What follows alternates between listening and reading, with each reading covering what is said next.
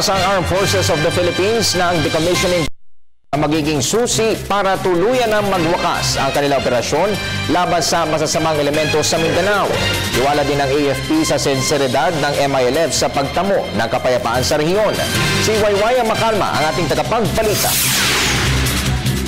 Para sa militar, simula pa lang ng peace talk sa pagitan ng gobyerno at Moro Islamic Liberation Front ay kumukonti na ang mga nanggugulo sa Mindanao. Kaya naman matapos ang ceremonial decommissioning ng MILF ay umaasa ang AFP na ito na ang hudyat na tuluyan ng matatapos ang kanilang operasyon laban sa mga elemento ng Estado sa Mindanao. Ito ang kinumpirma ni Lieutenant Colonel Noel de Toyato na maaaring lumiit na ang kanilang contingent sa lugar sa tulong ng Bangsamoro Basic Law o BBL. Ever since the start ng peace talks with the MILF, nag-lessen na talaga ang operation sa Mindanao. And so we were able to retrain our battalions, reorganize, re-equip. Nagkaroon tayo ng mga battalions of excellence doon sa Mindanao.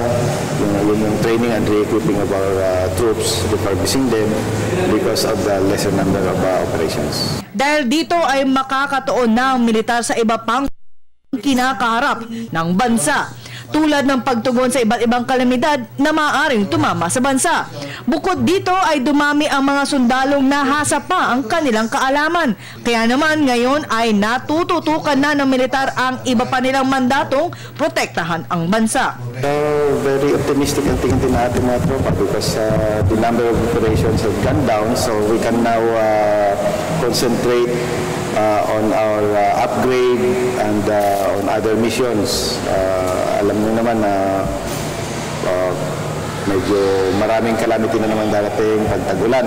So our now focus on more important things like addressing crisis brought about by calamities.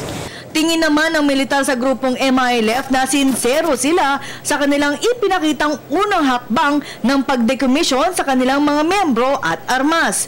Ito ay sa kabila ng madami ang bumabatikos na sila ay hindi sincero sa gobyerno.